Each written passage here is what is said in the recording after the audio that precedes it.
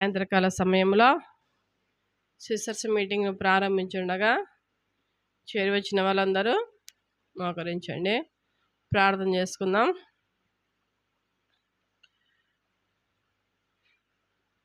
ప్రేమ నమ్మకమైన మా ప్రియ పరలోకపు తండ్రి, నీకు వందనాలు స్తోత్రాలు నాయనా. ఉన్నవాడా అనువాడైన తండ్రి, మహాగణుడా మహోన్నతుడా, నిత్య నివాసి సర్వాధికారి దేవా, సర్వసృష్టికర్తమైన తండ్రి, సర్వోన్నతమైన స్థలములలో పరిశుద్ధుడా, నీ గణనామంని స్తుతిస్తున్నాను, ఆరాధిస్తున్నాను, పూజిస్తున్నాను, గణపరుస్తున్నానయ్యా. మరి నా తండ్రి, ఈ యొక్క సమయంలో నీ సంధానికి వచ్చాను, నీకే వందనములు చెల్లిస్తుంటున్నాను. పాటల ద్వారా, వాక్యం ద్వారా, ప్రార్థన ద్వారా మహిమ తెచ్చుకోండి నాయనా. ఈ యొక్క మీటింగ్ అంతటిని మీరే నా తండ్రి ఇక్కడ ఉండి నడిపించండి. మీ సన్నిధి కాంతి ఇక్కడ ఉదయింప చేయండి. ఇక్కడ మీ ఆత్మను ఉంచండి నాయనా. నీ యొక్క రెక్కల చాటున నన్ను మరుగుపరుచుకోండి నాయనా. మీకే మహిమ కలుగును గాక, మీ గణనామమునికే స్తుతి కలుగును గాక. అవును తండ్రి, మీరే గణపరచబడండి, ఆరాధింపబడండి, పూజింపబడండి అయా. మీకే స్తుతులు చెల్లిస్తూ అడుగుతున్నాను ఓ ప్రభువా, ఓ దేవా. మరి ప్రకృతిని, గాలిని, వానను, కరెంటును, మరి నాయన మొబైల్ను మీ స్వాధీనంలో పెట్టుకోండి అయా. సమస్తమును చేయగల సమర్థుడవు నాయన, నీకు అసాధ్యమైనది లేదు. నీవే సమస్త కార్యములు చేయు దేవుడు. నీకే స్తుతులు స్తోత్రములు చెల్లిస్తూ ఆదియు అంతమునై ఉండి, అల్పయు ఒమేగా ఉండి తండ్రి, భూతవర్త భవిష్యత్ కాలంలో సర్వాధికారిగా ఉండి మీరే నడిపించమని మీ పాదాల ముందు పెడుతూ మీకే స్తుతి స్తోత్రములు చెల్లిస్తూ యేసుక్రీస్తు ప్రభువారి ప్రశస్త నామమున ప్రార్థిస్తున్నాము తండ్రి, ఆమేన్.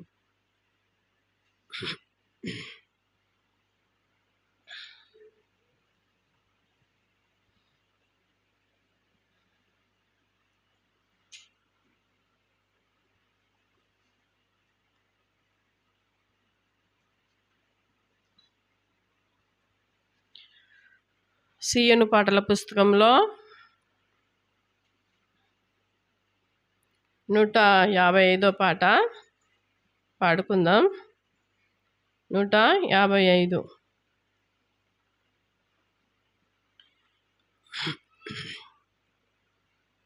యేసు నన్ను ప్రేమించితివి, ఆశ్రయము లేనప్పుడు నీ శరణు వేడగానే నా పాప భారము తొలగే. యేసు నన్ను ప్రేమించితివి,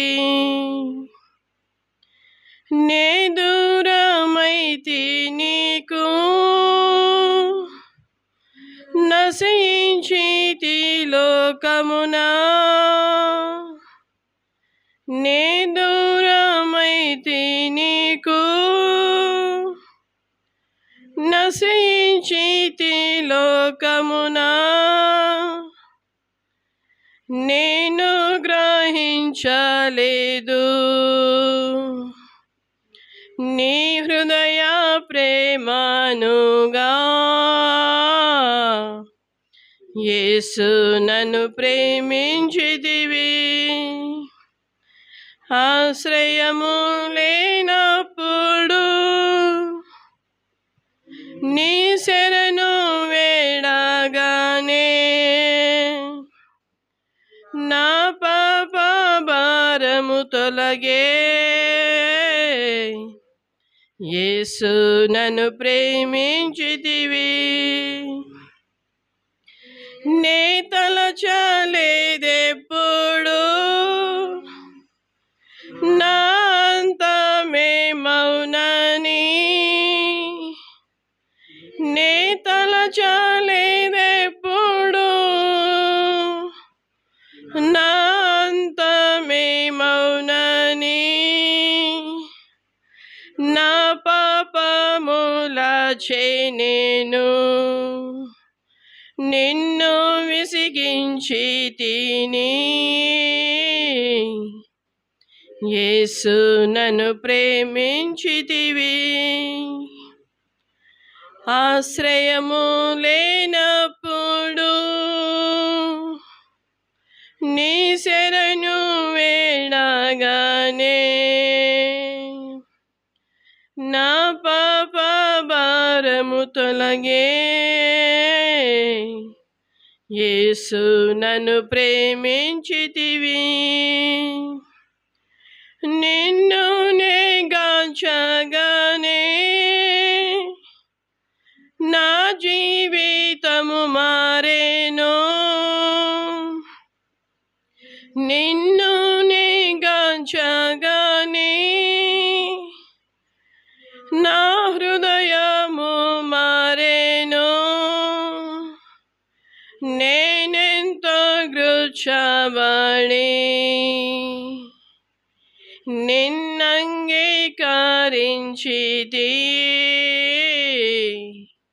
యేసు నన్ను ప్రేమించితివి, ఆశ్రయము లేనప్పుడు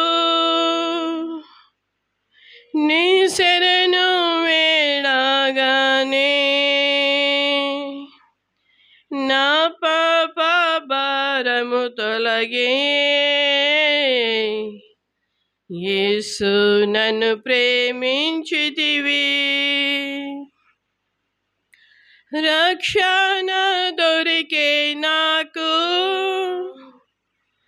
రక్తముతో నన్ను కడిగి, రక్షణ దొరికే నాకు, రక్తముతో నన్ను కడిగి, రయముగా నీ చెంతకు రక్షక తెచ్చితివి, యేసు నన్ను ప్రేమించితివి, ఆశ్రయము లేనప్పుడు నీ శరణు వేడగానే నా పాప భారము తొలగే. యేసు నన్ను ప్రేమించితివి, పరిశుద్ధులలో చేర్చి పరమ స్వాస్యమునిచ్చి, పరిశుద్ధులలో చేర్చి పరమ స్వాస్యమునిచ్చి, సర్వాధికారమునిచ్చి పరలోకము తెరచితివి, యేసు నన్ను ప్రేమించితివి, ఆశ్రయము లేనప్పుడు నీ శరణు వేడగానే నా పాప భారము తొలగే. యేసు నన్ను ప్రేమించితివి.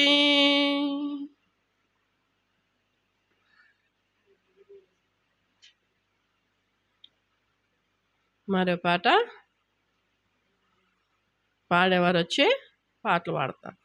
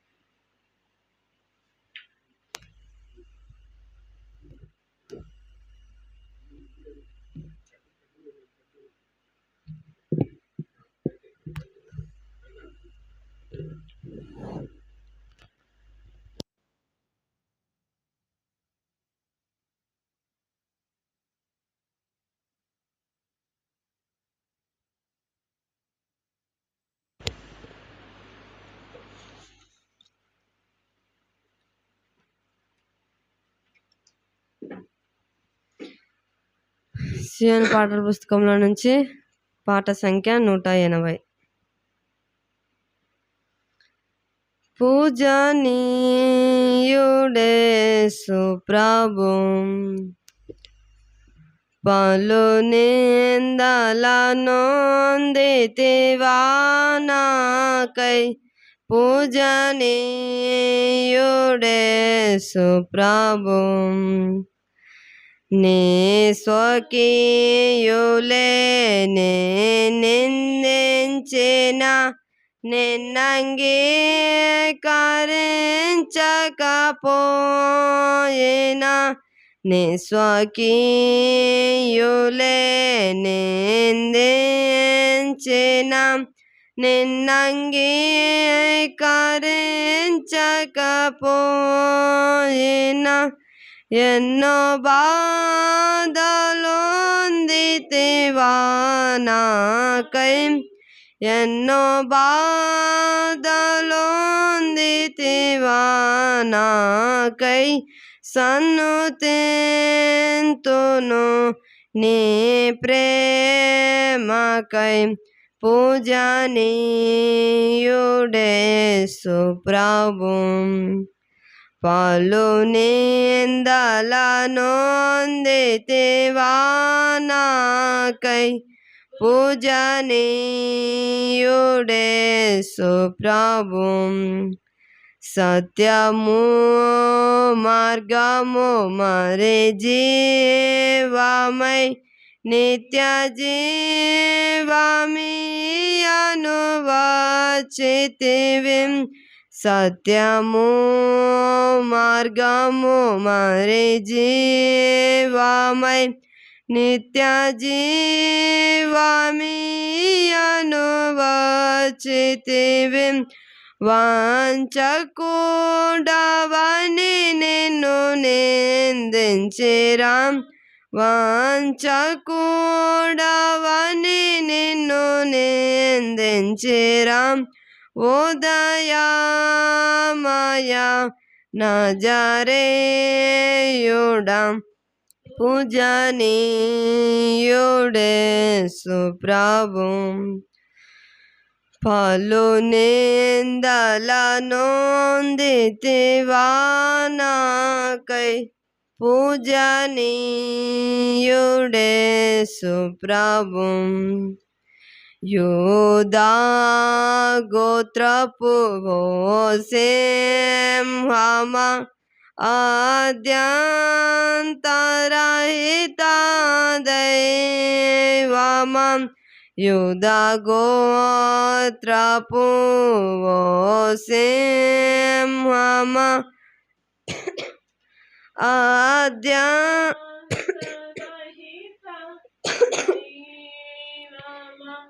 ఆదములో నిన్ను మూలు నిన్ను సమరయుడనిరా. నాదుడా నిన్ను బహు దూషించిరా. యుడేసు ప్రభు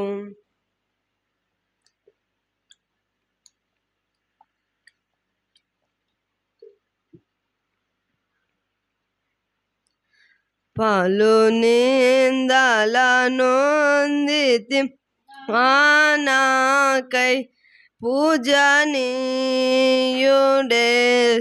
ప్రభు దూషించు శత్రు సమూహములన్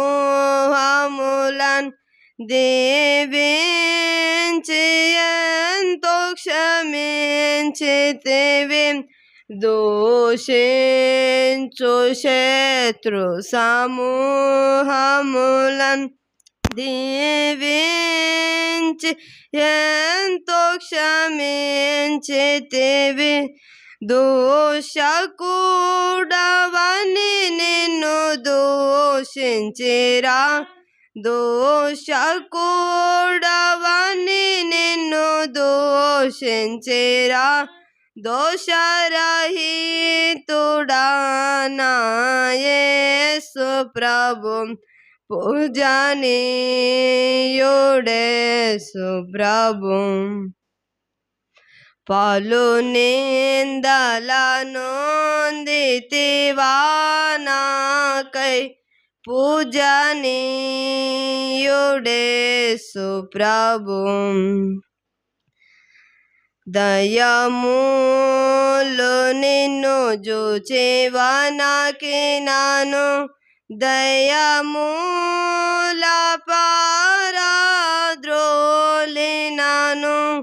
దయములు నిన్ను జూచేవనకినాను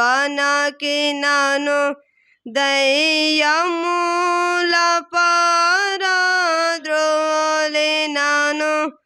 దయములు పట్టిన వాడనిరా దయములు పట్టిన వాడనిరా ఉదయమయనాయేసు ప్రభు పూజనీయుడేసు ప్రభు పలు నిందలనొందితివా నాకై పూజనీయుడేసు ప్రభు మధురం నీ నామం అతి మధురం మధురా గీతముతో నిన్నారాధింతును మధురం నీ నామం అతి మధురం మధురా గీతముతో నిన్నారాధింతును వధించబడితివా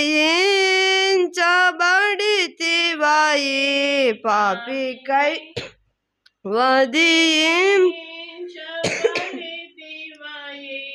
పాపికై వందితా ప్రభు నిన్ను పూజింతును పూజనీయుడేసు ప్రభు పలు నిందలనొందితివా నాకై పూజనీయుడేసు ప్రభు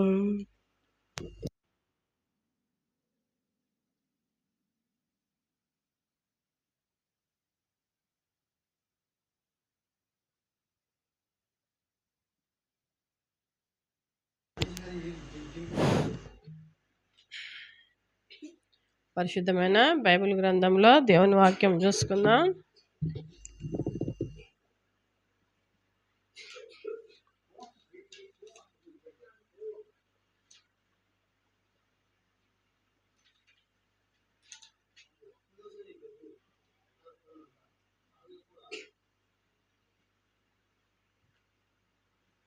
ఎస్తేరు గ్రంథం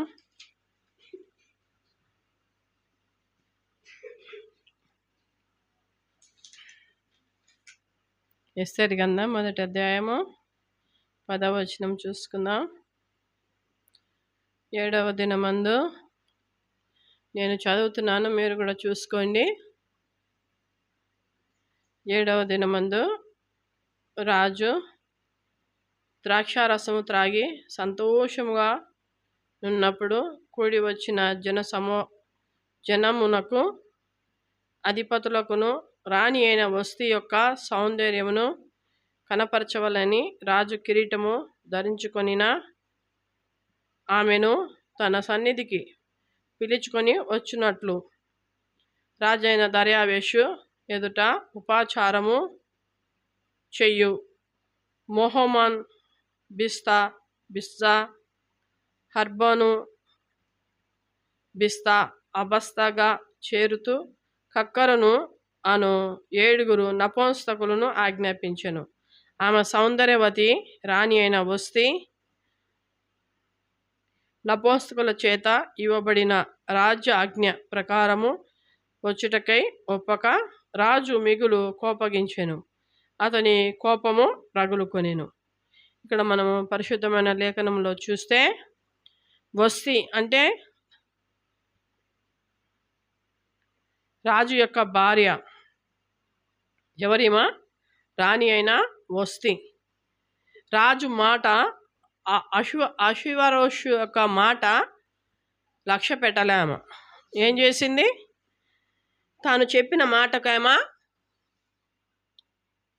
తనకు లోబడి ఉండి, తాను రాజు కాబట్టి అనేకుల ముందు తన భార్యను కనపరచాలి, తన భార్య చేసే పరిచర్య వారికి కనపరచాలని చెప్పేసి రమ్మని నపుంసకుల ద్వారా 7 వెళ్ళి తనను పిలిచినారు. కానీ తాను రానప్పుడు అతనికి ఏమైంది? కోపం వచ్చేసింది.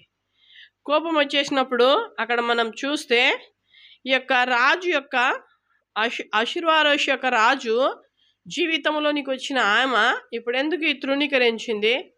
ఎందుకు అతన్ని లక్ష్య పెట్టడం లేదు అంటే ఇక్కడ ఒక భాగం ఉంది. ఏముందంటే అక్కడ దేవుని యొక్క సన్నిధి, దేవుని యొక్క స్వరూపము కనబడాలి అని అక్కడ ఏమైంది? వారి మధ్యలో ఒక అసమాధానం వచ్చేసింది. చూద్దాం. అదే ఎస్తేరు గ్రంథం 1వ అధ్యాయం 17వ వచనం. అదే ఎస్తేరు గ్రంథం 1వ అధ్యాయము 17వ వచనం.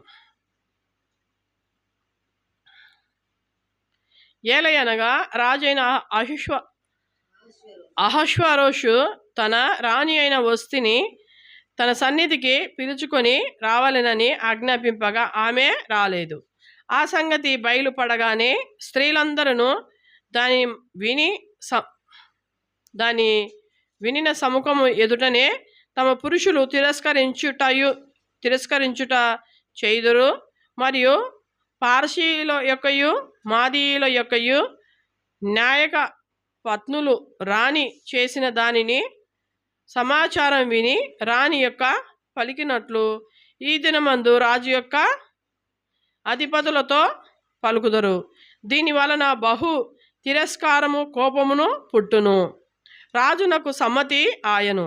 ఆ వస్తి రాజైన అశ్వరోషు సన్నిధికి ఇంకను రాకూడదని తన యొద్ద నుండి ఒక రాజాజ్ఞ పుట్టవలనని అది తప్పకుండానట్లు పారసీయుల యొక్కయు మాదీయుల యొక్కయు న్యాయము చొప్పున నియమింపవలనని మరియు వస్తి కంటే యోగ్యురాలని రాణిగా తాను చేయవలనని అనుకునేను. ఇక్కడ మనం చూస్తే వస్తి వినలేదు, రాలేదు. అందుకు తన జాతి, తన యొక్క నాయకుల మధ్య, తన యొక్క మరి ఆయన దగ్గర ఉండే మరి జనము మధ్య అతనికి చాలా ఏమైపోయింది? నామోషి అయిపోయింది.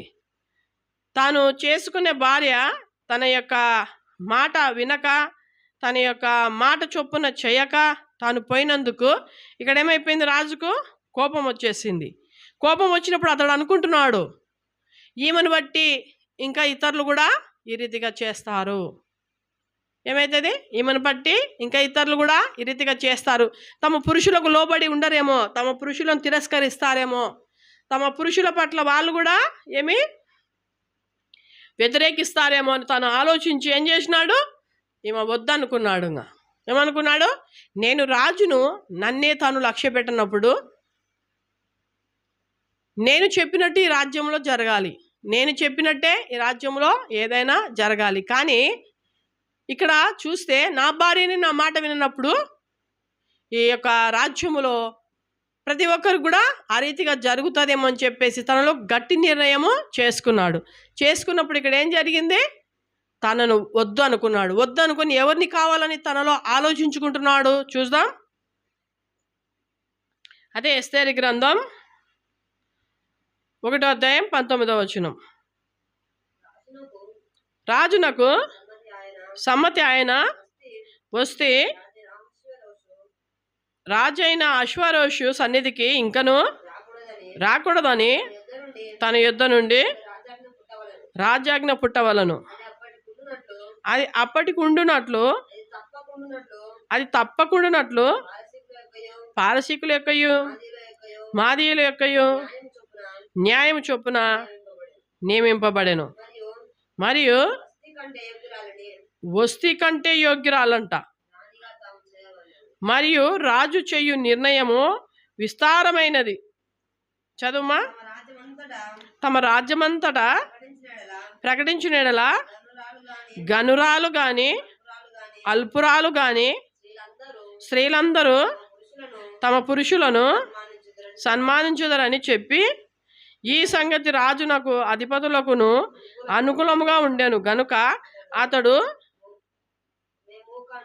మేము కను మాట ప్రకారం చేసి, ప్రతి పురుషుడు తన ఇంట్లో అధికారిగా ఉండవలెనని, ప్రతి పురుషుడు తన స్వభావమును అనుసరించి తన ఇంటి వారితో మాట్లాడవలెనని ఆజ్ఞ ఇచ్చి, ప్రతి సంస్థానమునకు దాని వ్రాత ప్రకారముగా, ప్రతి జనమునకును దాని భాష ప్రకారముగా, రాజు తన సంకల్పమైన స్థానమునకు దానిని గూర్చిన తాకీదులు పంపెను.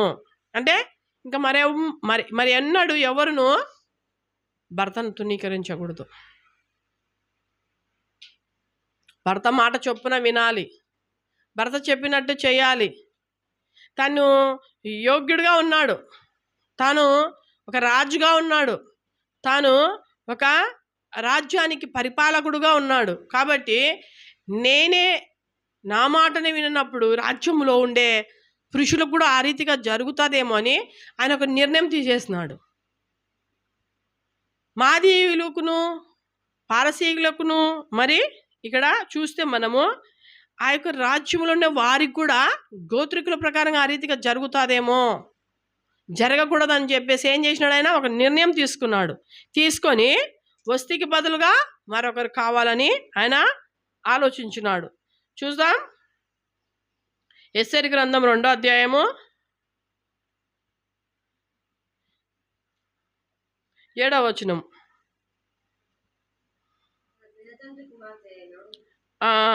5వ వచనం ఉంటే చూద్దాం. షోషాను కోటలో బెన్యామీనుడగు కూషునకు పుట్టిన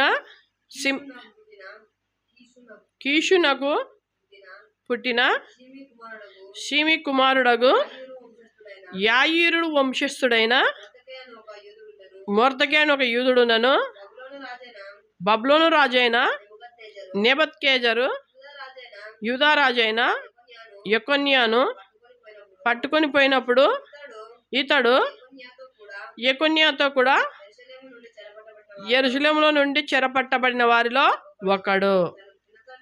సరే, ఇక్కడ మనం చూసుకుంటే ఎవరైనా ఒక గోత్రికుడు, ఒక వంశస్థుడు, ఒక జాతికి సంబంధించిన వాడు, ఒక గోత్రానికి సంబంధించిన వాడు, ఒక ఆయన ఎవరంటే ఒక చెరసాలలో నుండి వచ్చిన వ్యక్తి. ఈ వ్యక్తి ఎవరి నిమిత్తం పోయినాడు? ఇక్కడ రాజులను ఇంకా తనతో పాటు ఉన్న వారు కూడా ఎక్కడికి పోయినారు? చెరసాలకు పోయినారు. అంటే బందీ గృహంలో ఉండేవాడు. ఆ చెరసాల అనుభవం అనుభవించిన వాడు. ఆ చెరసాలలో ఏ రీతిగా ఉంటుందంటే చాలా కఠినంగా ఉంటుంది, చాలా కఠినంగా. ఇంకా ఎప్పుడు నువ్వు లోకంలోనికి రావేమో, ఇంకెప్పుడు లోకము చూడవేమో అన్నట్లు ఉంటుంది. ఒక గదిలోనే నిన్ను బంధించేసి, ఒక గదిలోనే నీకు అక్కడికే మన కుక్కని కట్టేసి ఒక గిన్నెలో తీసుకొచ్చి ఆహారం పెడతారు కదా, ఆ రీతిగా ఈయన ఏం చేసినాడు? ఒక దినాన చెరసాల అనుభవం అనుభవించిన వ్యక్తి. అంటే దుఃఖములో, శోకములో, బాధలో, వేదనలో పడిన వ్యక్తి. ఎవరైనా ఒక చూడండి, షోషాను కోటలో బెన్యామీనుడగు కీషునకు పుట్టిన సిమియోను కుమారుడగు యాయూరు వంశస్థుడైన మొర్దెకై అను ఒక యూదుడుండెను. బబులోను రాజైన నెబుకద్నెజరు యూదా రాజైన యెకొన్యాను పట్టుకొని పోయినప్పుడు ఇతడు యెకొన్యాతో కూడా యెరూషలేము నుండి చెరపట్టబడిన వారిలో ఒకడు. ఎవరిలో అయినా చెరపట్టబడినాడు. ఒక వ్యక్తితో తాను కూడా వెళ్ళవలసి వచ్చింది. ఒక దేశస్థుడు, ఒక వంశస్థుడు, ఒక గోత్రికుడు, ఎవరైనా మొర్దెకై. ఇట్లాంటి వ్యక్తి ఎంతగానో తానే నలగొట్టబడినాడు, తానే విరువబడినాడు, తానే ఎంతగానో గాయపరచబడినాడు. వేధింపబడినాడు, దెబ్బలు